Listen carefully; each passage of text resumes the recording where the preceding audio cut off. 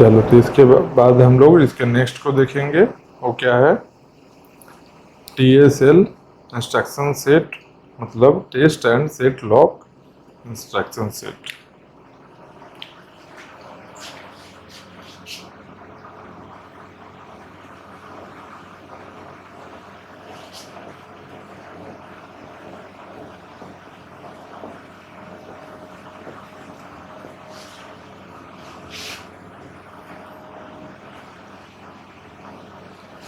तो यहाँ क्या करेंगे, इसे कोड को रन करवाएंगे और यहाँ भी देखेंगे जो तीनों क्राइटेरिया जो रिक्वायर्ड है हम लोग को सिंक्रोनाइजेशन अचीव करने के लिए, वो फुलफिल हो रहा है या नहीं।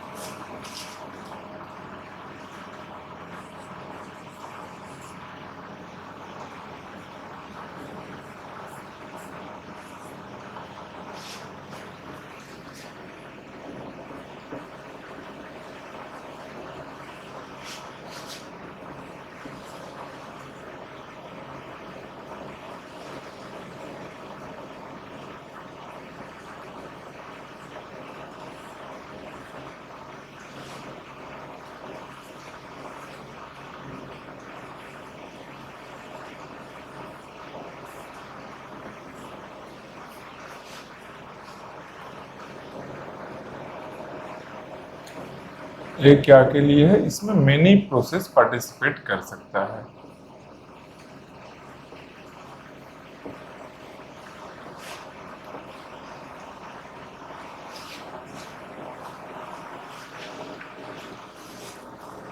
अच्छा, इसके पहले एक सेम इसी टाइप का क्या पढ़े थे हम लोग? लॉक वेरिएबल आया था ना।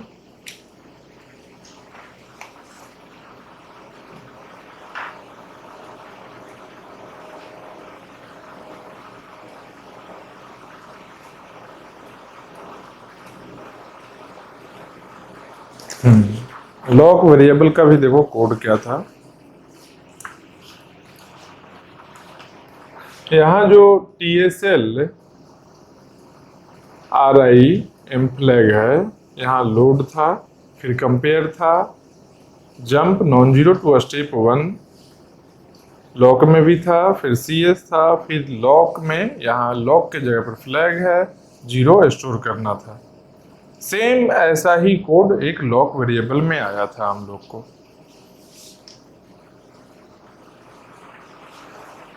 लॉक वेरिएबल में हुआ क्या था?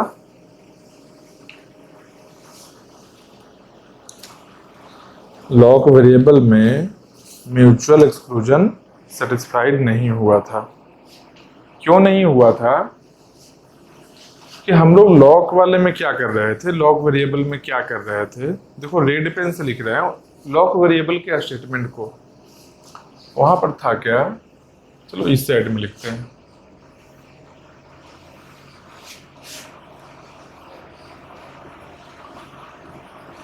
लॉक वेरिएबल सॉल्यूशन जो था सॉफ्टवेयर टाइप में, ये क्या है, ये हार्डवेयर टाइप सॉल्यूशन है।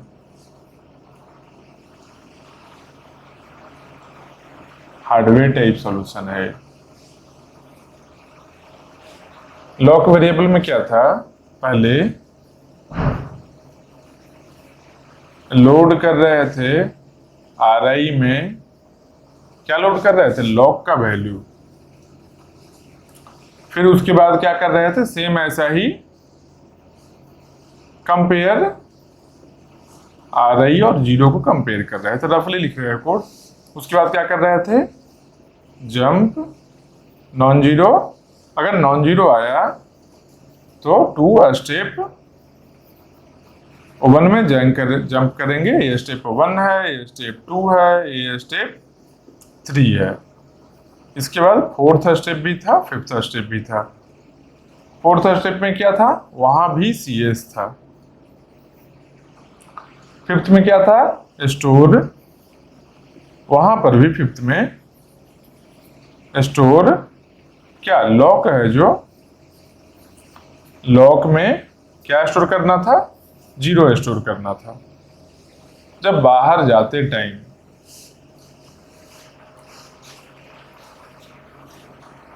बोलो एक कोड एक बार कर लिए हैं तो फिर से क्यों कर रहे हैं, TSL इंस्ट्रक्शन सेट में क्या डिफरेंस है, ये भी तो सेम ऐसा ही है।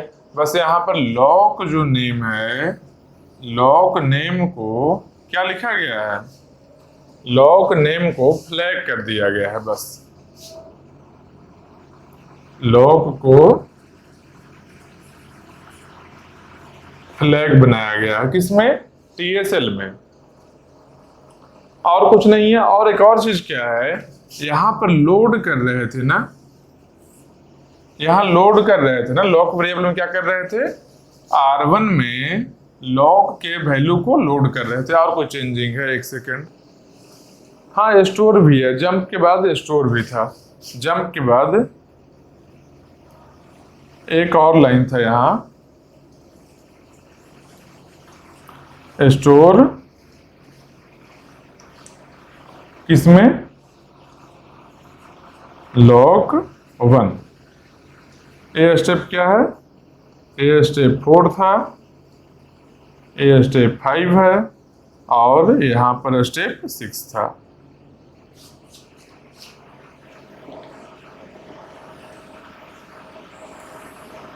याद करना, सोचना एक बार। वहां लॉक वेरिएबल जो सॉल्यूशन बताए उसमें क्या था, फर्स्ट में लोड कर रहे थे लॉक का वैल्यू, फिर कंपेयर कर रहे थे। अगर नॉन जीरो आया, R1 का वैल्यू, RI का वैल्यू, जो लॉक का वैल्यू लोड किए थे RI में, RI अगर नॉन जीरो आया तो क्या किए, फिर से स्टेप 1 में गए, फिर से वो चेक किए। उसके बाद अगर नॉन जीरो नहीं है, जीरो ही था, अगर लॉक का वैल्यू 0 ही रहा होगा उस टाइम में, क्या किए, लॉक में 1 स्टोर कर दिए। उसके बाद CS में चले आए थे। इसमें क्या प्रॉब्लम आ रहा था, इसमें म्यूचुअल एक्सक्लूजन ही सेटिस्फाइड नहीं था। कैसे नहीं था, हम लोग क्या कर रहे थे, एक से ज्यादा प्रोसेस को लॉक का, ये जो लॉक था, लॉक जो था वहां वेरिएबल, तो एक से ज्यादा प्रोसेस को पहले लोड करवा ले रहे थे वैल्यू को। कैसे लोड करवाए वैल्यू को, एक प्रोसेस को लाए, उसके अपने रजिस्टर में, मान लो R1 है फर्स्ट प्रोसेस के लिए, तो R1 में लॉक का वैल्यू को लोड किए, फिर कंपेयर किए, फिर यहां पर प्रिंट करवाए, या फिर यहां पर प्रिंट कराए, थर्ड के बाद में प्रिंट करवाए कभी भी। क्यों, क्योंकि जंप नॉन जीरो स्टेप 1 होगा ही नहीं। क्यों, इनिशियल वैल्यू लॉक का तो 0 लिए हुए हैं, तो यहाँ कोई प्रॉब्लम नहीं होगा, 1 में नहीं जाएगा। इसके बाद CS में इंटर कर, लेकिन CS में इंटर करने के पहले एक स्टेप क्या था, लॉक को 1 करना था। हम लोग 4th स्टेटमेंट को एग्जीक्यूट नहीं करवाए कंटिन्यूअस में, क्या किए, थर्ड के बाद में या सेकंड के बाद में, मतलब मेनली O1 के बाद में। सिंपल लॉजिक है, O1 जो लोड करना है रजिस्टर में, जो लॉक का वैल्यू लोड करना है रजिस्टर में, हम लॉक के वैल्यू को लोड करके उसके बाद लॉक में O1 स्टोर नहीं किए। लॉक में मतलब क्या, स्टेटमेंट O1 है और स्टेटमेंट 4 में स्टोर करना है, 4 में स्टोर करना है। इसके बीच का जो रीजन है, इसके बीच का जो एरिया है, कहीं पर भी प्रीएम्पशन करवाए, कहीं पर भी प्रीएम्पशन करवाए। कहां पर, लॉक वेरिएबल के सॉल्यूशन में कहीं भी प्रीएम्पशन करवाए तो हुआ क्या, मान लो 3 प्रोसेस को ऐसा किए तो क्या हुआ, मान लो P1 था, P2 और P3, तो P1 का रजिस्टर क्या R1, P2 का रजिस्टर क्या R2, P3 का रजिस्टर क्या R3। तीनों को पहले लोड करवा लिए हैं। कौन सा वैल्यू, लॉक के इनिशियल वैल्यू। लॉक का इनिशियल वैल्यू कितना है, 0 है, मतलब कि सबके रजिस्टर में 0 ही लोड हो चुका है। अब जब 0 लोड हो गया सब में, तो जब एक बार 0 लोड हो जाता है फिर क्या है, CS में आ सकता है या नहीं आ सकता है CS में। क्यों नहीं आने का, इसको रोकने का एक ही तरीका था कि नॉन जीरो अगर होगा रजिस्टर में, लॉक का जो वैल्यू लोड किए हैं, अगर रजिस्टर का वैल्यू नॉन जीरो होगा, क्यों, क्योंकि कंपैरिजन कर रहे हैं ना, कंपेयर कर रहे हैं, रजिस्टर और जीरो को कंपेयर कर रहे हैं। नॉन जीरो होने पर क्या करते हैं, स्टेप O1 में चले जाते हैं, रिपीट करते रहते हैं, बार बार रिपीट करते हैं बार बार। यहां पर क्या कर रहे थे, अगर 0 है तो रिपीट नहीं होगा, तो आगे बढ़ेगा। आगे क्या है, स्टोर O1 कर लिए लॉक में। स्टोर O1 क्या किया, दूसरे प्रोसेस को CS में जाने से रोकता है। कौन सा स्टेप, 4th स्टेप। ये जो 4th स्टेप है इस कोड का, लॉक वेरिएबल का, देखो 1 2 3, इसके बाद 4A है, फिर 5 है, फिर 6 है। 4th स्टेप है जो किसी और प्रोसेस को CS में जाने से रोकता है। यही है ना, हम क्या किए, लोड करवाए O1 और 4th के पहले ही प्रीएम्पशन करवाए। मतलब मल्टीपल प्रोसेस के रजिस्टर में कौन सा वैल्यू है, लॉक का इनिशियल वैल्यू है, मतलब 0 वैल्यू है। एक बार लॉक का 0 वैल्यू आ गया 2 या 2 से ज्यादा प्रोसेस के रजिस्टर में, तो क्या होगा, वो सब CS में इंटर कर जाएगा।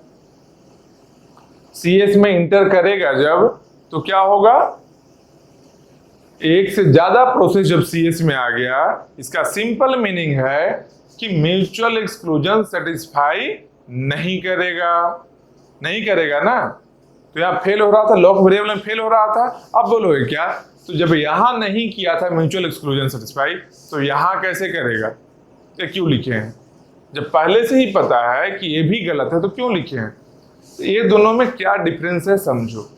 इसमें प्रॉब्लम एक्चुअली क्या था, इस कोड में प्रॉब्लम क्या था, हम एक बार लोड कर रहे थे, लॉक का इनिशियल वैल्यू एक रजिस्टर में लोड करते थे, उसके बाद एक और अलग स्टेप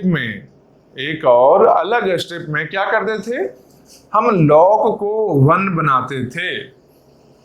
पहले लोड किए लॉक का वैल्यू अपने रजिस्टर में, फिर किसी और स्टेप में हम लोग लॉक के वैल्यू में 1 स्टोर करते थे। मतलब क्या हुआ, दोनों अलग अलग स्टेप में किए, लोड करना अलग स्टेप किए और स्टोर करना 1 का जो वैल्यू स्टोर करना है, जो कि किसी और प्रोसेस को रिस्ट्रिक्ट करता CS में आने से, वो किसी और स्टेप में किए हैं। और यही स्टेप है जो चांस दे रहा था किसी और प्रोसेस को पैरेलली CS में आने का, मतलब म्यूचुअल एक्सक्लूजन को वैलिड करने का ये चांस दे रहा था। क्यों, देखो 1 और 4 के बीच में, 1 और 4 के बीच में हम लोग क्या कर रहे हैं, प्रीएम्पशन कर रहे हैं। इसी बीच में क्या करते हैं, किसी और प्रोसेस के रजिस्टर में लोड करवाते हैं, फिर किसी और में लोड करवाते हैं, बार बार लोड करवाते हैं। क्यों लोड करवाते हैं, क्यों, क्योंकि लॉक का वैल्यू 1 कब हम कर रहे हैं, 4th स्टेप में कर रहे हैं। इसके पहले तो लॉक 0 ही है ना, तो तो ए भी मतलब एक प्रोसेस P1 भी फर्स्ट वाले स्टेप में लोड किया है वही वैल्यू, और एक और भी लोड किया है वही वैल्यू, रहने दीजिए। लाइट नहीं है, एसी बंद हो गया, कुछ प्रॉब्लम है, फ्लक्चुएशन है शायद पावर का। तो चलो हम लोग अपना काम देखते हैं। तुम लोग को भी गर्मी नहीं लग रहा है ना? ऐसा नहीं ना वीडियो से गर्मी आ जाए, नहीं ना, तो आराम से। तो चलो यहाँ क्या देखते हैं कि एक स्टेप में हम लोग लोड कर रहे हैं और किसी और स्टेप में स्टोर कर रहे हैं। एक क्या है, ऑप्शन दे रहा है किसी और प्रोसेस को लोड कर लेने का। क्या लोड करने का? लॉग का वैल्यू को लोड कर लेने का। एक बार लॉग का 0 वैल्यू लोड कर लिया अगर कोई प्रोसेस, मतलब श्योरली वो क्रिटिकल सेक्शन में आकर ही मानेगा। क्यों? उसको रोकने का एक ही कंडीशन था, क्या था? उसको रोकने के लिए थर्ड कंडीशन था, नॉन जीरो होने पर रिपीट करवाएगा, 1 में जाकर रिपीट करवाएगा। जबकि 1 कब हो रहा है? 4th स्टेप में हो रहा है। ये स्टेप तो हम किए ही नहीं। तो इस कोड में क्या करेंगे? एक कोड में हम क्या करेंगे? ये नहीं होने देंगे। जो प्रॉब्लम यहां हो रहा था ना, यहां नहीं होने देंगे। कहां नहीं होने देंगे? इसमें ऐसा क्या लिखा है भाई? तो यहां है TSL लिखा हुआ,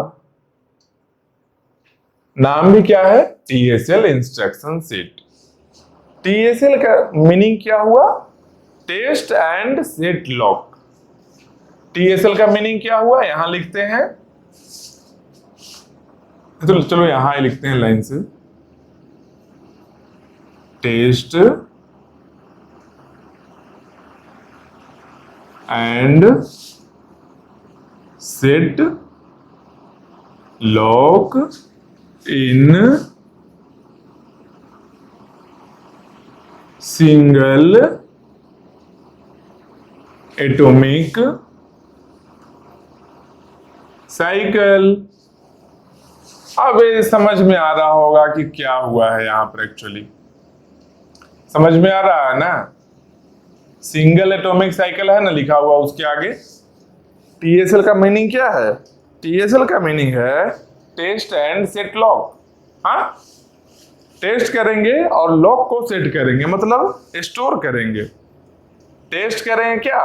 स्टेप 1 वाला टेस्टिंग करेंगे, और स्टेप 4 में जो स्टोर है, जो स्टोर भी करेंगे, सेट भी करेंगे। टेस्ट स्टेप 1 है वहां का, सेट यहाँ का स्टेप 4 है। जो स्टोर करना है वो सेट हो गया। सेट लॉक 1 और 4 दोनों स्टेप को कहाँ करेंगे? इन सिंगल एटॉमिक साइकिल, एक ही साइकिल में, सिंगल एटॉमिक साइकिल। जैसे ही टेस्ट करेंगे वैसे ही सेट भी कर लेंगे, सिंगल एटॉमिक साइकिल में होगा वो। तो इससे क्या हुआ?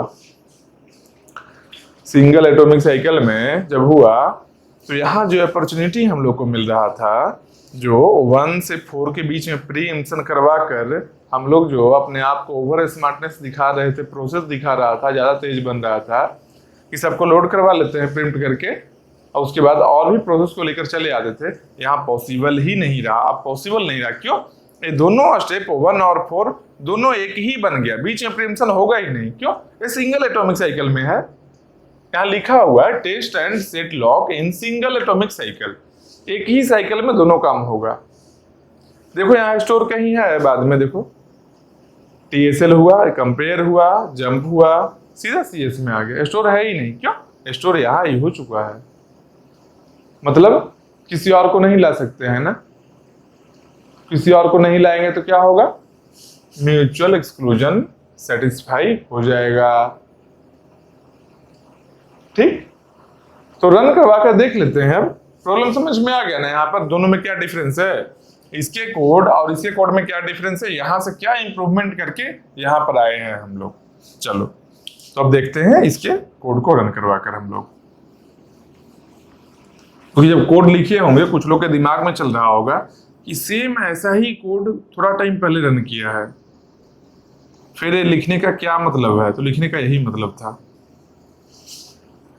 यही सब छोटा छोटा चीज को देखना है बस। ये लॉजिक समझ जाओगे इसमें और थोड़ा ही कुछ है।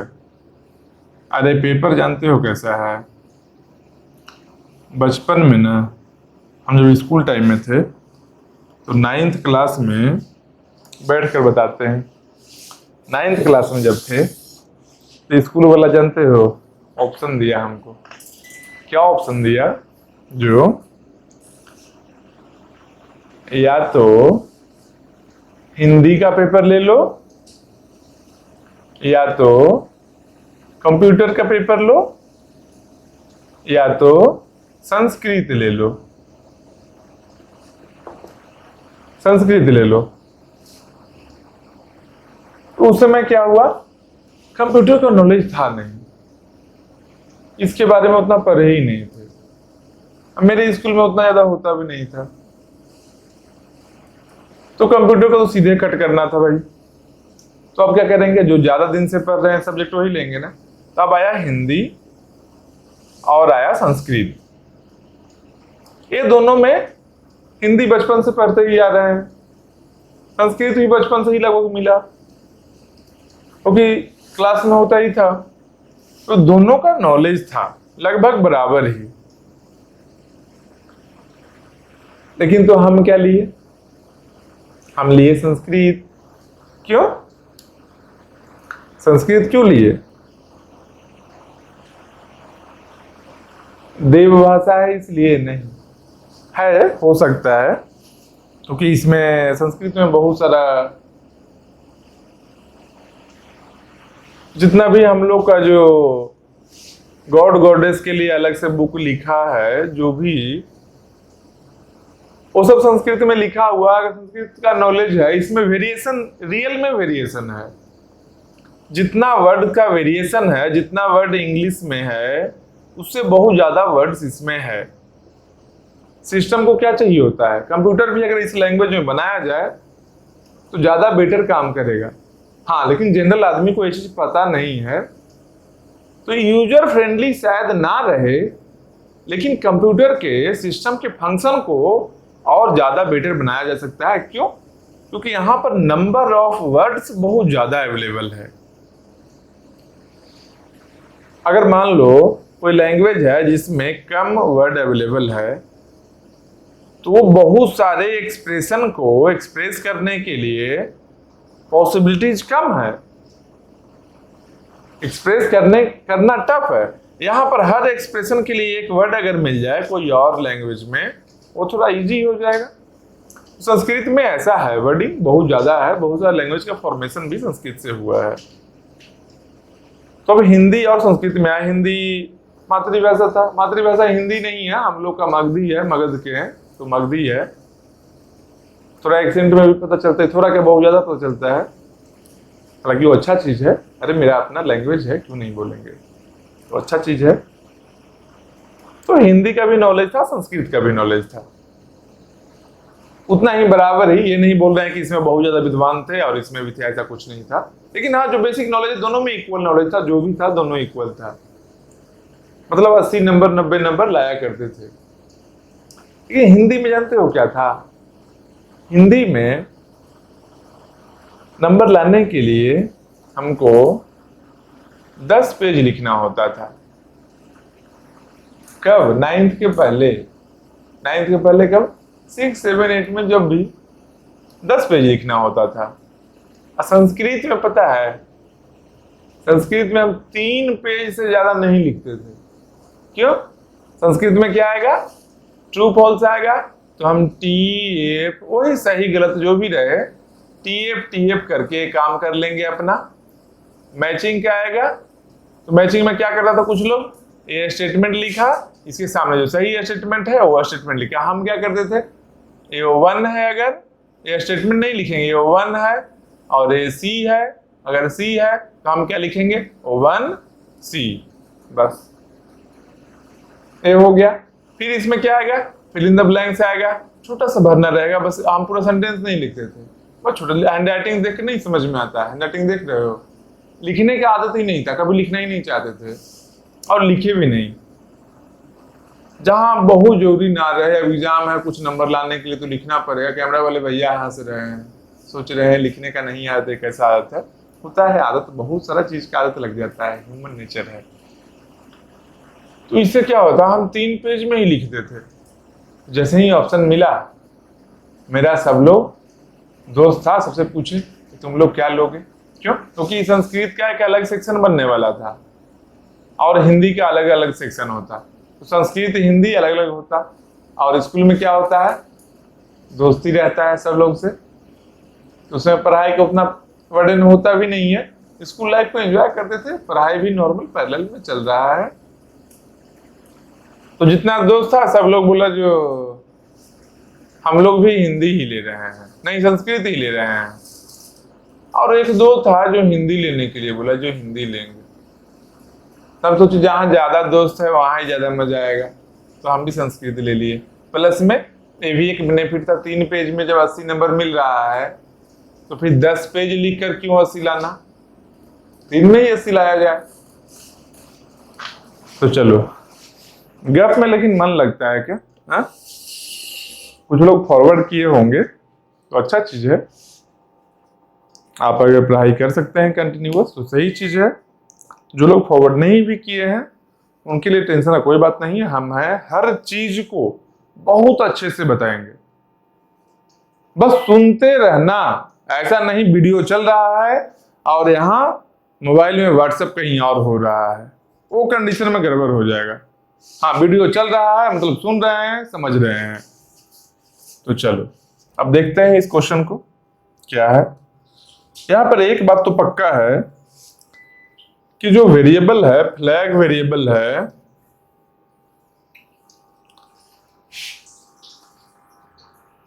लाइट का क्या प्रॉब्लम है? लाइट आज बहुत कट रहा है, लाइट का प्रॉब्लम तो है।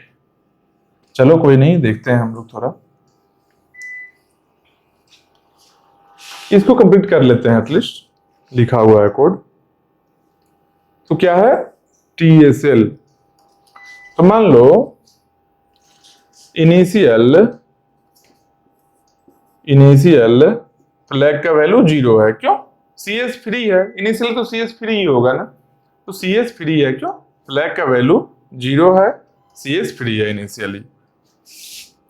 यहां पर क्या है, ये क्या है, ये है क्रिटिकल सेक्शन, ये क्या है, CS है, फ्लैग का इनिशियल वैल्यू 0 है। ये क्या है, test and set lock in single atomic cycle. Single atomic cycle में फ्लैग को वैल्यू को लेगा, अगर 0 होगा तो यहां 1 कर देगा। सिंगल एटॉमिक साइकिल में अगर 1 है फिर से टेस्ट करेगा, वो रिपीटेशन करेगा, सेम रिपीट करते जाएगा। लाइट नहीं है भैया, ओके नाइस। चलो फ्लैग 0 हुआ, क्यों? CS फ्री है। एक प्रोसेस P1 को लाते हैं हम लोग, एक प्रोसेस P1 को लाए, P1 को कोड रन करवा रहे हैं। क्या पहला स्टेप में हुआ, test and set lock RIM flag. इसका रजिस्टर क्या है, इसका रजिस्टर है R1, PI का RI तो P1 का R1 है। R1 में क्या किए, R1 में TSL RIM फ्लैग, TSL को और अगर इलेबरेट करते हैं TSL तो इसका एक कोड अलग से लिखेंगे, क्या लिख सकते हैं, हालांकि जितना है सिंगल एटॉमिक साइकिल में ही होगा, एक बात याद रखना। तो यहां क्या होगा, लोड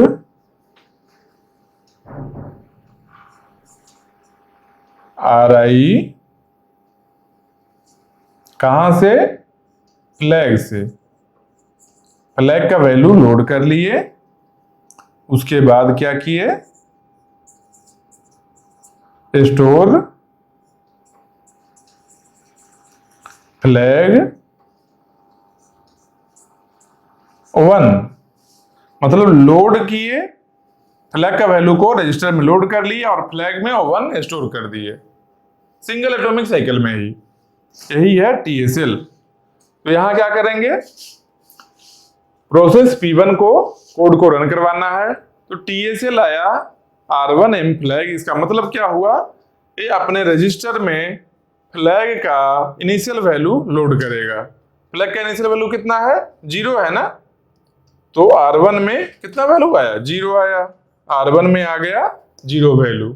इसके बाद क्या करेगा, जैसे ही ये R1 में लोड करेगा, at the same time store flag 1, flag के वैल्यू को क्या करेगा, 1 बना देगा। फ्लैग के वैल्यू कितना बनाया, 1 बनाया।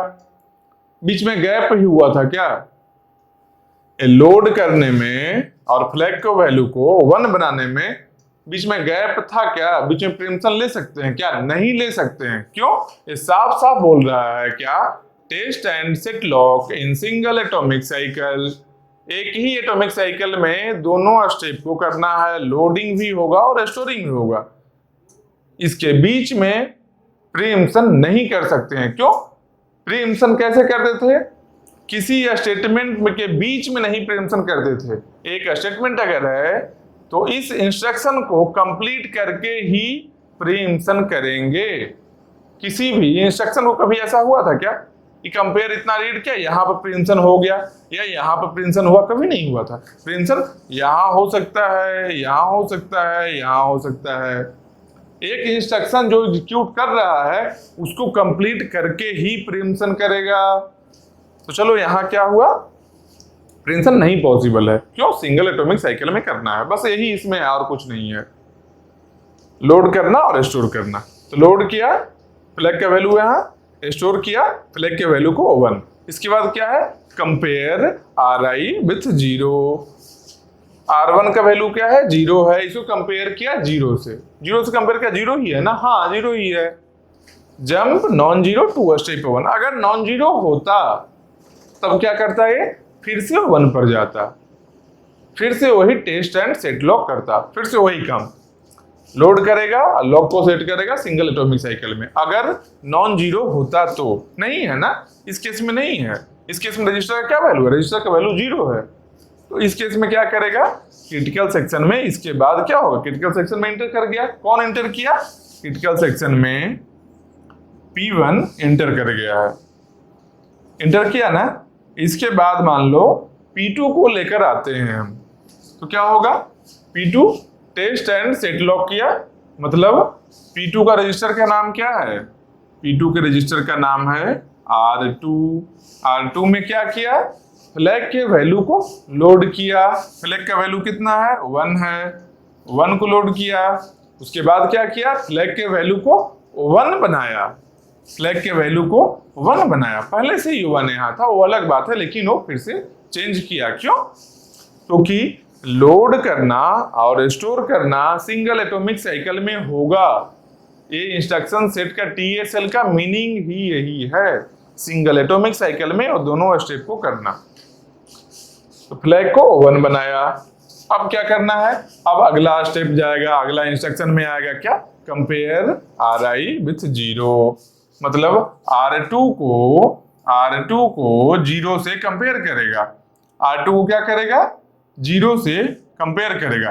ये 0 है क्या, नहीं 1 है, तो मतलब R2 1 है ना, कंपेयर किया। उसके बाद यहाँ आया jump non zero to step 1, ये नॉन जीरो है ना, 1 है मतलब नॉन जीरो है, तो कहाँ जाएगा, ये फिर से अब स्टेप 1 पर चला जाएगा। रेड पेन से बनाते हैं, यहां से कहाँ गया, ये स्टेप 1 पर गया, फिर से TSL करेगा, टेस्ट एंड सेट लॉक। क्या करेगा, फ्लैग कितना है, 1 है, फिर से 1 आया, यहाँ पर 1 को स्टोर करना है, यहाँ 1 स्टोर किया, कंपेयर किया 0 से, किसको, रजिस्टर की वैल्यू को, फिर जंप टू स्टेप 1, मतलब नॉन जीरो है तो स्टेप 1 में जाना है, ये नॉन जीरो है ना, यहाँ वैल्यू 1 है मतलब नॉन जीरो है, फिर से यहाँ से स्टेप 1 हो गया। इसका मतलब क्या है, ए रिपीटेडली 1 से 3 आएगा, 1 2 3 करके, फिर नॉन जीरो है तो 1 जाएगा। ए साइकिल कंटिन्यूअस ही चलेगा जब तक कि जो RI है, R2 का वैल्यू 0 ना रहे। अब देखो 0 कैसे होगा, P1 है ना एक प्रोसेस P1 है ना, इस प्रोसेस को हम बाहर लेकर जाते हैं। कैसे बाहर लेकर जाएंगे? इसे कोड को रन करवाएंगे, CS के बाद जो कोड है उसको रन करवाएंगे। क्या है? स्टोर m फ्लैग 0, मतलब क्या? फ्लैग में 0 स्टोर करना है। फ्लैग में 0 स्टोर किया, 0 स्टोर किया, फ्लैग में 0 स्टोर किया, उसके बाद ये बाहर आ गया। CS से बाहर आने के बाद, CS से बाहर आने के बाद ही CS से बाहर आ गया, फिर फ्लैग में 0 स्टोर कर दिया, फ्लैग में 0 स्टोर कर दिया ना। अब देखो P2 क्या करेगा? ये कौन था? P1 बाहर आया ना, P2 देखो क्या करेगा? फिर से टेस्ट एंड सेट लॉक करेगा। अब देखो क्या किया, R2 में है ना, P2 का क्या है? R2 है रजिस्टर, तो R2 में फ्लैग का वैल्यू को लोड करेगा। पहले फ्लैग का वैल्यू कितना है? अभी 0 है, मतलब 0 लोड किया। उसके बाद क्या करेगा? फ्लैग के वैल्यू को 1 बनाएगा। क्यों? क्योंकि लोड करना और स्टोर करना दोनों सिंगल एटॉमिक साइकिल में ही होना है। तो यहां क्या किया? फ्लैग के वैल्यू को 1 बना दिया। फिर कंपेयर किया किसको? R2 के वैल्यू को। ये तो ऑलरेडी 0 है, मतलब 0 ही है, तो जंप नॉन जीरो है क्या? नहीं, नॉन जीरो नहीं है, 0 ही है। तो स्टेप 1 में अब नहीं जाएगा। क्यों? नॉन जीरो होने पर स्टेप 1 जाएगा, अब तो नहीं जाएगा ना। तो यहां के बाद क्या आएगा? 1 नहीं जाएगा तो 4 पर आएगा। तो यहां के बाद आ गया 4 पर। 4 का मतलब क्या है? क्रिटिकल सेक्शन है। मतलब क्या? P2 इंटर कर गया। P2 कहां इंटर कर गया? क्रिटिकल सेक्शन में इंटर कर गया P2। तो P2 अब यहां पर चला आया है। इसका मतलब क्या हुआ? बाउंडेड वेटिंग सेटिस्फाइड है ना। बाउंडेड वेटिंग का मतलब क्या था? अगर एक वेट कर रहा है, किसी और प्रोसेस को जाना है वहां, तो जिस प्रोसेस को जाना है, जिस प्रोसेस को इंटर करना है, उसके लिए एक टाइम का लिमिट होना चाहिए। जब P1 निकला तो P2 चला गया ना, बाउंडेड वेटिंग सेटिस्फाई हो गया ना। जबकि ऐसा नहीं है। क्यों नहीं है अब बताते हैं। यहां पर देखो, मेनी प्रोसेसेस के लिए है, एक से ज्यादा प्रोसेस के लिए है। मतलब क्या हो सकता है कि जब यहां पर P1 रह रहा था, P1 CS में था, तो पैरेलली P2, P3, P4 बहुत सारा प्रोसेस था। तो जब P1 बाहर आया तो हो सकता है P3 चला जाए। जब P3 बाहर जाए तो P4 चला आए। जब P4 बाहर जाए तो P5 चला आए। मतलब क्या हुआ यहां पर P2 को डेफिनेट वेटिंग नहीं हुआ ना। डेफिनेट वेटिंग नहीं है, मतलब कि बाउंडेड वेटिंग नहीं है। कंफर्मेशन नहीं है ना कि P1 के बाद P2 श्योर शॉट आएगा ही, नहीं आ सकता है। मान लो और भी कोड रन कर रहा था, तो क्या हुआ है? बाउंडेड वेटिंग सेटिस्फाइड नहीं है। क्यों? क्योंकि मेनी प्रोसेस सॉल्यूशन पहले से दिया गया है। तो क्या देखेंगे? म्यूचुअल एक्सक्लूजन है क्या? म्यूचुअल एक्सक्लूजन है क्या? हाँ है। अभी देखे थे, जब P1 बाहर आया तभी P2 इंटर कर पाया। जब तक P1 अंदर में था, CS में था, क्रिटिकल सेक्शन को एक्सेस कर रहा था, उस टाइम तक P2 क्या कर रहा था? P2 रिपीटेडली 1 2 3 स्टेप को बार बार एग्जीक्यूट कर रहा था, बार बार टेस्ट एंड सेट लॉक कर रहा था। मतलब P2 नहीं आया था, मतलब कि म्यूचुअल एक्सक्लूजन सेटिस्फाइड है। उसके बाद क्या है? प्रोग्रेस है क्या? P2 है ना, P2 को बाहर लाते हैं। बाहर लाएंगे, क्या करेंगे? फ्लैग को 0 करेंगे। फ्लैग को 0 करेंगे, P2 आ गया बाहर। फिर से P2 को इंटर करवाते हैं। P2 इंटर करने का मतलब क्या होगा? P2 इंटर करने का मतलब क्या होगा? इसके वैल्यू को यहां कॉपी करेगा, R2 में कॉपी कर लिया, और फ्लैग के वैल्यू को 1 बना देगा। आया ना? नॉन जीरो नहीं है ना, 0 है ना। इसके बाद CS में इंटर कर गया, CS में फिर से P2 आ गया। मतलब क्या है? प्रोग्रेस सेटिस्फाइड है। तो म्यूचुअल एक्सक्लूजन भी सेटिस्फाइड है, प्रोग्रेस भी सेटिस्फाइड है, केवल बाउंडेड वेटिंग सेटिस्फाइड नहीं है। किसमें? TSL में। तो एक प्रॉब्लम देखो यहां पर आ रहा है क्या, जब एक प्रोसेस ऑलरेडी होता है क्रिटिकल सेक्शन में, इसके बीच में क्या आता है, इसके बीच में होता है क्या, जब कोई और प्रोसेस को क्रिटिकल सेक्शन एक्सेस करना होता है तो वो क्या करता है, बार बार इसको एग्जीक्यूट करता है 1 2 3 1 2 3 1 2 3 कंटिन्यूअसली, ये तीनों स्टेप को करता है। मतलब क्या है, कंटिन्यूअस कोई काम कर रहा, कोई बेनिफिट हुआ क्या, मान लो बहुत ज्यादा टाइम P1 रह जाता तो कोई बेनिफिट हुआ तीनों को बार बार एग्जीक्यूट करने से, कोई बेनिफिट नहीं हुआ है। क्यों, क्योंकि जब जीरो होगा तो एक बार में ही ये आ जाता है। तो इतना कंटिन्यूअस इस तीनों स्टेटमेंट को एग्जीक्यूट करके कोई बेनिफिट नहीं हुआ ना।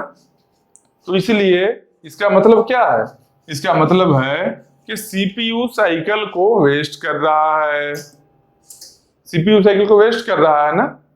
क्यों, क्योंकि ये ऐसा कुछ एग्जीक्यूट कर रहा है तीनों को, इसके चक्कर में क्या है, ये तीनों एग्जीक्यूट करने के चक्कर में क्या है, जो सीपीयू साइकिल कंटिन्यूअसली काम कर रहा है लेकिन कुछ प्रोसीड नहीं कर रहा है। मतलब सीपीयू साइकिल लग रहा है करने के लिए लेकिन प्रोसेस नहीं कर रहा है। मतलब क्या, ये क्या हुआ, CPU cycle wasted, CPU cycle बार बार सेम स्टेटमेंट को ही एग्जीक्यूट करने से सीपीयू साइकिल वेस्ट हो रहा है। इसको क्या बोलते हैं, बीजी वेटिंग। इसके लिए एक पर्टिकुलर वर्ड है बीजी वेटिंग, और भी कोई वर्ड है,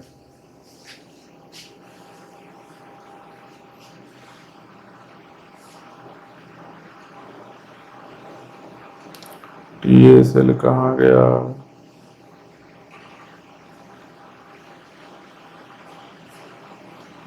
हाँ इसको स्पिन लॉक भी कहते हैं। इस बीजी वेटिंग को, ये वर्ड जो है बीजी वेटिंग, इसको ये जो बीजी वेटिंग है जो बार बार तीनों स्टेप को कर रहा है, कोई बेनिफिट नहीं हो रहा है, इसको बोलते हैं, एक और भी वर्ड है स्पिन लॉक। तो डेफिनेशन क्या हुआ स्पिन लॉक का, जब कोई प्रोसेस ऑलरेडी क्रिटिकल सेक्शन में है, if at any point of time there is a process existing in critical section, then some other processes are continuously executing few steps 1 2 and 3 and have no gain। मतलब कोई benefit नहीं है, continuously कर रहा है, CPU cycle को waste करवा रहा है, वेस्टिंग सीपीयू साइकिल। इसका मतलब क्या हुआ, वो बीजी वेटिंग है या फिर इसको स्पिन लॉक बोलो। बस यही है TSL इंस्ट्रक्शन सेट। एक बार देखो इसको,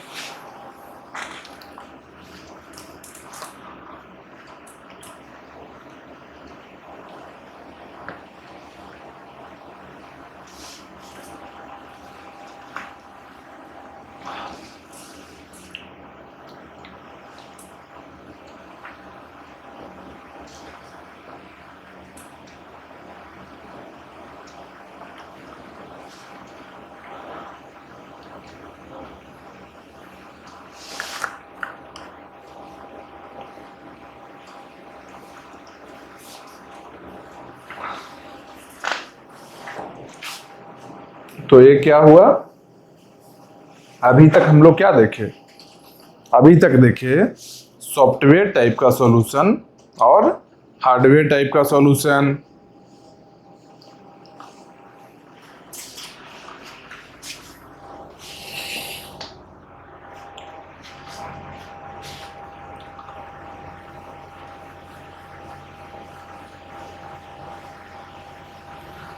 तो अब क्या करते हैं, जितना भी सॉल्यूशन अब हम लोग देखे हैं वो सब सॉल्यूशन में एक बार 4 सॉल्यूशन देखे थे ना,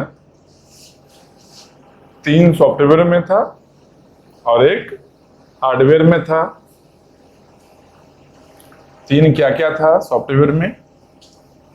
एक लॉक वेरिएबल, एक स्ट्रिक्ट अल्टरेशन एंड डेकर्स एल्गो, और फिर एक और क्या था, पीटरसन एल्गो। ये क्या था सॉफ्टवेयर में 3 था। हार्डवेयर में क्या अभी मिला? TSL instruction set. ये 4 देखे हैं ना, ये चारों को एक टेबल बनाकर एनालाइज कर लेते हैं किसमें क्या सेटिस्फाई हुआ है या नहीं। एनालिसिस तो हो चुका है, बस लिख लेते हैं कि रिवीजन टाइम में एक साथ में सब मिले।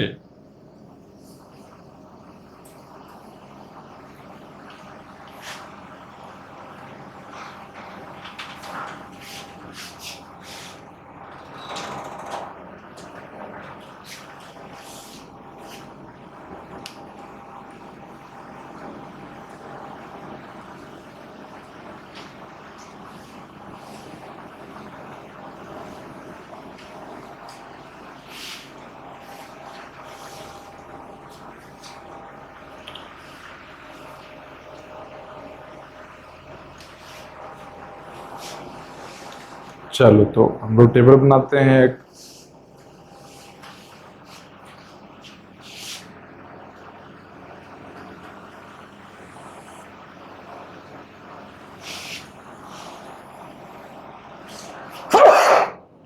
सॉरी, सर्दी खांसी थोड़ा हो चुका है।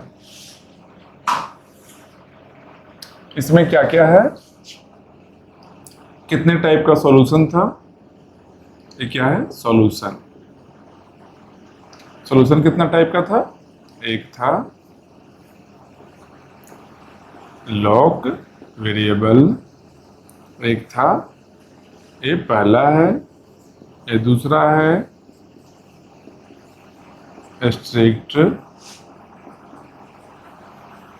अल्टरेशन और डेकर्स एल्गो। इसके बाद क्या है,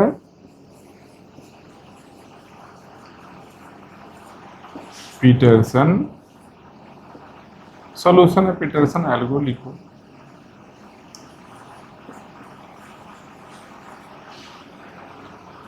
फोर्थ में अभी क्या देखे, TSL इंस्ट्रक्शन सेट, यही देखे ना हम लोग। चलो इसमें क्या देखेंगे हम लोग, इसमें देखेंगे इस सिंक्रोनाइजेशन के लिए जो कंडीशन है वो कितना में सेटिस्फाई हो रहा है और कितना में नहीं हो रहा है। क्या क्या कंडीशन था, कंडीशन क्या क्या था? एक था म्यूचुअल एक्सक्लूजन, ऐसे कर दो। एक था क्या, प्रोग्रेस। उसके बाद क्या था, बाउंडेड रेटिंग। ये क्या है, सॉल्यूशंस। इसमें ये 1 2 3 क्या है,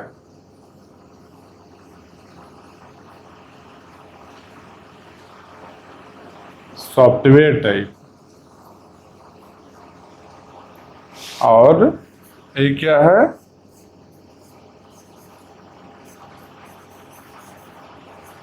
हार्डवेयर टाइप। 3 क्या है, 1 2 3 सॉफ्टवेयर टाइप, ये क्या है, हार्डवेयर टाइप। इसमें देखते हैं कि कहां पर क्या क्या सेटिस्फाई किया था, क्या नहीं किया था। तो लॉक वेरिएबल में म्यूचुअल एक्सक्लूजन सेटिस्फाई कर रहा था क्या? तो याद करो लॉक वाले में क्या कर रहे थे, लॉक में लोड करके स्टोर करने का फोर्थ स्टेप में था ना, तो लोड करते थे, मल्टीपल प्रोसेस को पहले लोड करवाते थे, मतलब स्टोर करने के पहले लॉक में वन स्टोर करने के पहले एक प्रोसेस को प्रिम्प्ट करते थे, दूसरे को ऐसे ही लोड करवाते थे, तो उससे क्या होता था, पैरेलल में एक से ज्यादा प्रोसेस क्रिटिकल सेक्शन में आता था, मतलब म्यूचुअल एक्सक्लूजन सेटिस्फाइड नहीं था।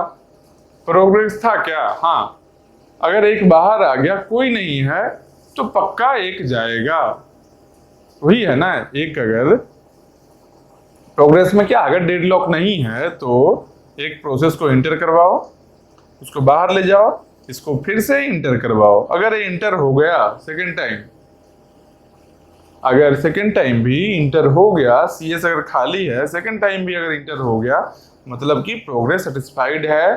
एक कंडीशन क्या है, जो ये क्या होना चाहिए, डेडलॉक फ्री होना चाहिए, डेडलॉक फ्री होना चाहिए, तब ऐसा ही होगा, मतलब लॉक वेरिएबल में प्रोग्रेस सेटिस्फाइड है। बाउंडेड वेटिंग है क्या, तो वहां क्या हो रहा था, मल्टीपल प्रोसेस था ना, मल्टीपल प्रोसेस इंटर कर रहा है सीएस में, तो जब एक प्रोसेस चेक कर रहा है, वेट कर रहा है सीएस में जाने का, उसी टाइम में और भी प्रोसेस अगर वेट कर रहा है कंटिन्यूअसली, वो भी चेक कर रहा है, लोड कर रहा है, कंपेयर कर रहा है, बार बार लॉक वेरिएबल को अपने रजिस्टर में लोड करता है, कंपेयर करता है, तो पहले वाले को जरूरी नहीं है कि जो पहला जो वेट करना स्टार्ट किया था उसको मिले ही सीएस, हो सकता है कोई और उसके बाद में आया उसको सीएस मिल गया हो। इसका मतलब क्या हुआ, बाउंडेड वेटिंग नहीं है, बाउंडेड वेटिंग नहीं है। डेकर्स एल्गो में क्या है, डेकर्स एल्गो में एमई था, हाँ डेकर्स एल्गो में एमई था।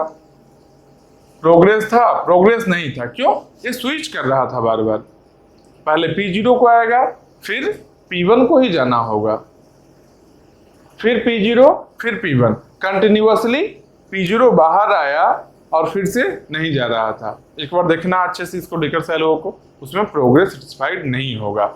बाउंडेड वेटिंग था, हाँ जब P0 को जाना है, P1 बाहर आएगा तो श्योरली P0 को चांस मिलेगा ही मिलेगा, तो बाउंडेड वेटिंग सेटिस्फाइड है, लेकिन प्रोग्रेस सेटिस्फाइड नहीं है। फिर आया पीटरसन एल्गो, पीटरसन एल्गो सबसे अच्छा था। पीटरसन में क्या हुआ था, पीटरसन में तीनों ही सेटिस्फाइड था। पीटरसन में देखो डबल टिक लगाते हैं, याद रहेगा, ऐसे ही तुम लोग भी कर लेना, ऐसे तो नोट्स में रहेगा। इसमें ये सबसे अच्छा है, ये क्या है, साइड में लिख देते हैं,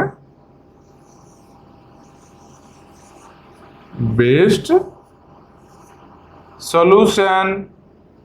ये क्या है, सबसे अच्छा सॉल्यूशन था, क्यों, इसमें तीनों कंडीशन सेटिस्फाई हो रहा था, मतलब सिंक्रोनाइजेशन अचीव हो रहा था।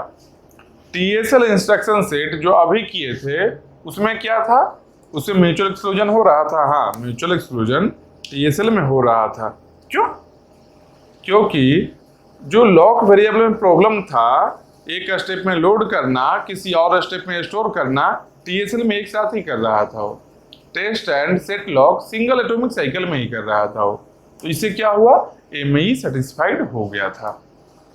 प्रोग्रेस क्या है, प्रोग्रेस भी सेटिस्फाइड था, और बाउंडेड वेटिंग सेटिस्फाइड नहीं था, क्योंकि मल्टीपल प्रोसेस आ रहा था, तो बाउंडेड वेटिंग नहीं सेटिस्फाइड हो रहा था। यहाँ पर प्रोग्रेस क्या था, एक बाहर आ रहा था, कोई और नहीं है अगर क्रिटिकल सेक्शन में, वो फिर से लोड करेगा, क्यों, बाहर आते टाइम फ्लैग का वैल्यू क्या कर रहा था, फ्लैग के वैल्यू को 0 करके ही आ रहा था बाहर, फिर से लोड करेगा और टेस्ट टीएसएल करेगा, वो टेस्ट एंड सेट लॉक, फिर कंटिन्यू वो सीएस में आ जाएगा। ये टेबल को याद रखना, क्योंकि हो सकता है ऑब्जेक्टिव क्वेश्चन में डायरेक्टली पूछ दे इसमें कौन कौन है जो एमई को सेटिस्फाई करता है, कौन कौन एमई को नहीं करता है, कौन प्रोग्रेस को सेटिस्फाई करता है, कौन नहीं करता है, कौन बाउंडेड वेटिंग को सेटिस्फाई करता है और कौन नहीं करता है। बस ये टेबल याद रखना, कहीं आए ऑब्जेक्टिव टाइप में आए।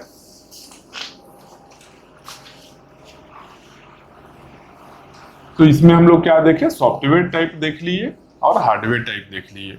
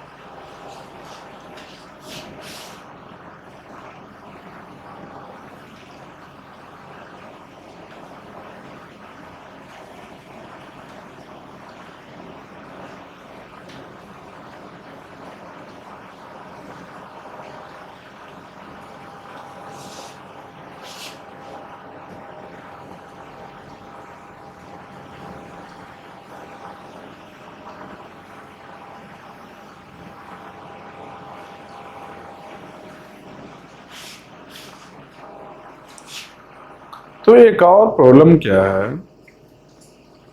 याद करो, जब रनिंग स्टेट में हम लोग अलग अलग प्रोसेस को लेकर जा रहे थे,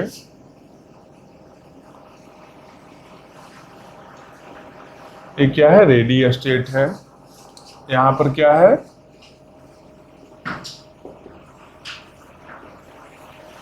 रनिंग स्टेट है, यहां मान लो क्रिटिकल सेक्शन है, यहां मान लो क्रिटिकल सेक्शन है। तो यहां क्या है, मान लो किसी प्रोसेस को लेकर गए, रेडी टू रनिंग में एक प्रोसेस को लेकर गए पी एल, मतलब एक प्रोसेस है जिसका प्रायोरिटी लो है, इसको लेकर गए, रन कर रहा है, ये यहां से सी एस में आया, इसका क्या प्रायोरिटी लो है।